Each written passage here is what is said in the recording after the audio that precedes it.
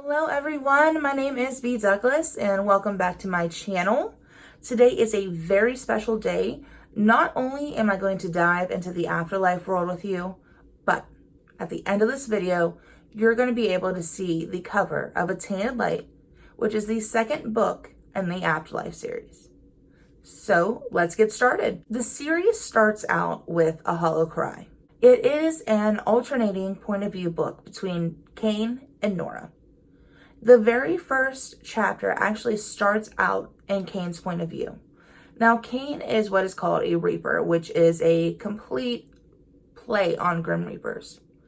Essentially, when a sinner who is damned to hell is offered a second life to serve under the princes of hell, which are referred to as death, then they go out into the human world, collect the souls that are deemed damned, and they bring them back to hell. Now, the princes of hell actually control how they're tortured when they get down there, hence why they're called death. They control everything related to the concept. Now, Cain ends up stumbling upon Nora. While singing, she's something that he has never crossed before. While in the middle of collecting a soul, everything inside of him starts to tingle while she sings.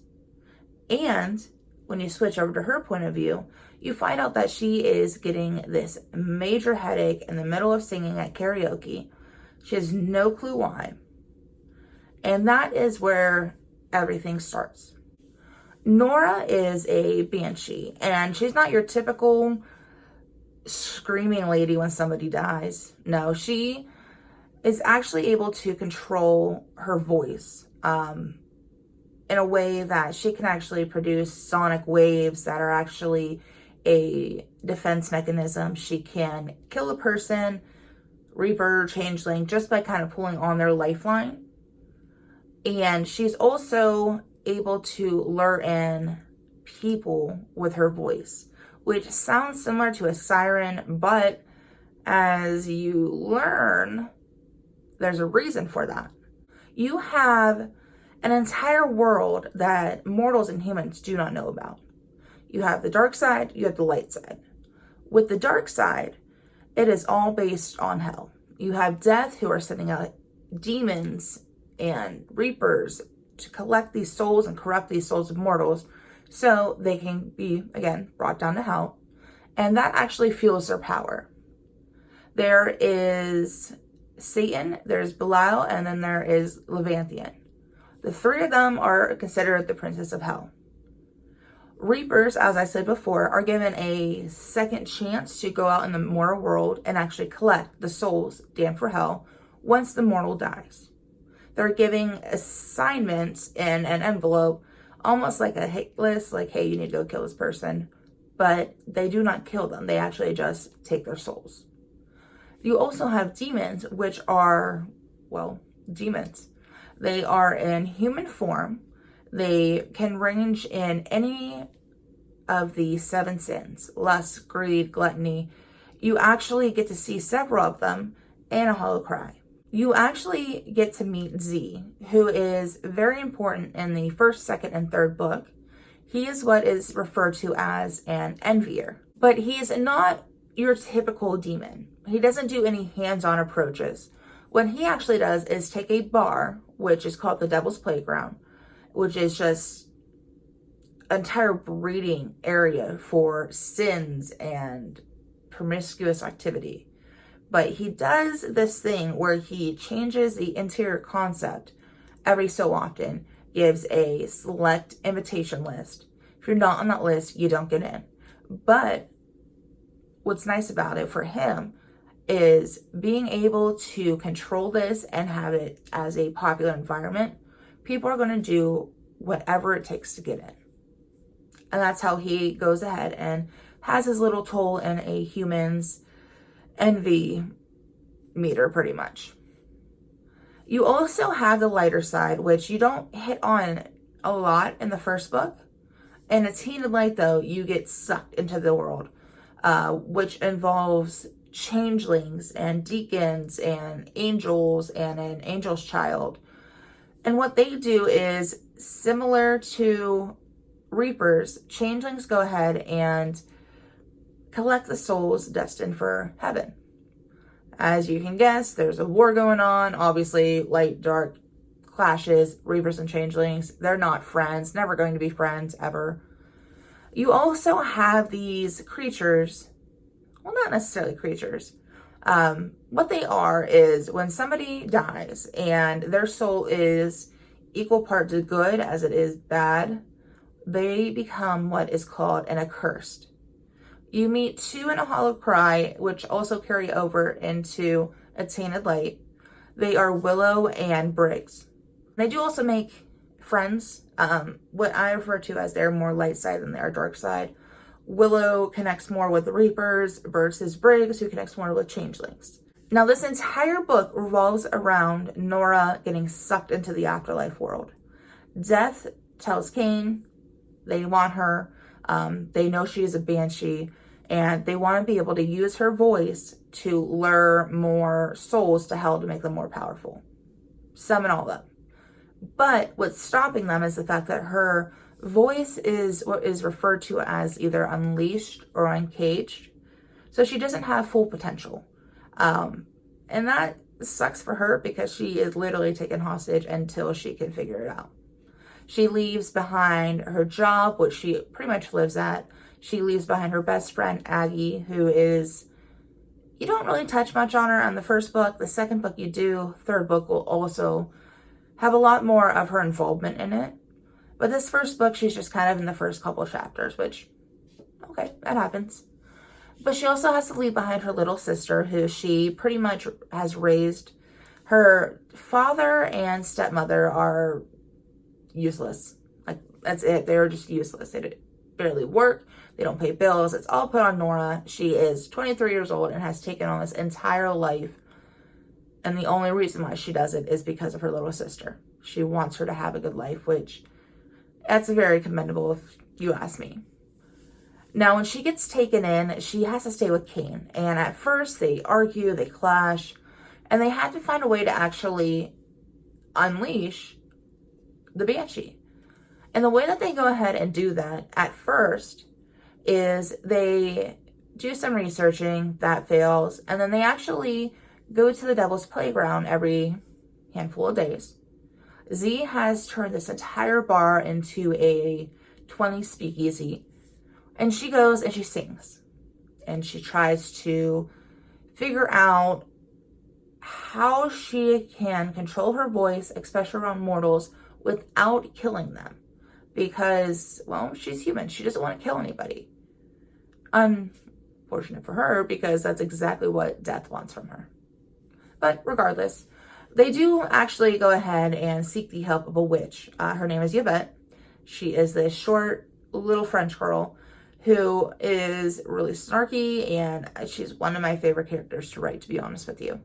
She comes in, works with Nora to pretty much hone in her sonic wave power, learn more about what she is, learn more about what she can do, and the way that she interacts with Cain and Royce is just hysterical. Especially the very first time that they go to actually work with her. Well, as you can probably figure out, the changelings and heaven, they don't like this. They want Nora to stop. They don't want the banshee to be awakened. So they do interfere every now and then. But as it is a paranormal romance, there is a major love connection between Cain and Nora, which then interferes with future plans, and a bunch of stuff happens, and I'm not going to tell you because I am a huge cliffhanger person, which I'm sorry for everybody that hates me for that. But anyways, A Tainted Light kicks off exactly where A Hollow Cry stops. Nora and Willow are trying to find a safe place to go for Briggs. There was an attack, he's injured, and they're just trying to get him to safety so that, well, he doesn't die again, pretty much. They enlist the help of Aggie in making sure that Briggs is stable, while Willow and Nora actually go to this place called the Cathedral, which actually houses deacons, which are the human servants or human watch guards for the cathedral and the younger changelings and the humans that work there. But they go to this cathedral and search for help and getting revenge on certain things. And that is where this entire book takes place, is in this huge dorm-like, almost university-like space. And what they go ahead and do is they pair up Nora with the changeling named Lennox, which you meet a little bit in the first book. And she hates him a lot. Like, she despises this man. But she is now forced to actually work with him and learning combat skills and working on pretty much being able to fight against death or reapers or demons. Because now that her voice and her banshee is completely uncaged and she's able to tap into her full potential, death wants her more than anything. The Afterlife world is literally that. It is the world after life. I've been asked several times as to why I use a space in between Afterlife in the series title, and that's why. Because it is the entire world dedicated after you die. It is this entire space that mortals are not aware of, in which your soul is essentially being competed for, while you have been either drawn in by demons and you're sent to hell, which your soul is then collected by a reaper, or you avoid temptation and the changes will come for you and send you up to heaven pretty much. And that sums it up. There's a lot of different characters, different types of characters, such as like demons or witches or changelings, reapers, banshees. And it goes a little bit deeper into what happens after you die. And that's it. I'm going to go ahead and drop below not only where you can order A Hollow Cry, either it be the ebook, paperback, or even a signed paperback, but I'll also include where you can also pre-order a signed paperback copy of A Tainted Light. But without further ado, here's the cover. Tell me that is not gorgeous. I worked with CT Cover Creations to produce the second cover for the series, and she was a doll. Clarice was a doll to work with, and I could not thank her more for literally just sitting down and, well, not sitting down by email, but I had a question, she answered it. We were constant contact, and it was a great process. Totally recommend her if you are looking to do a cover. But I'm in love with it, and I hope you guys are too. I can't wait for A Tainted Light to be out in the world so you guys can get your hands on it and read it. My book baby's coming alive. It is my second one. It's coming alive, and I could not be more proud of it than I am right now. But make sure that you are staying tuned. You can go ahead on my author site and drop your email in the email subscription. I will keep giving you guys more updates about what's going on as far as future videos, any important dates, anything like that.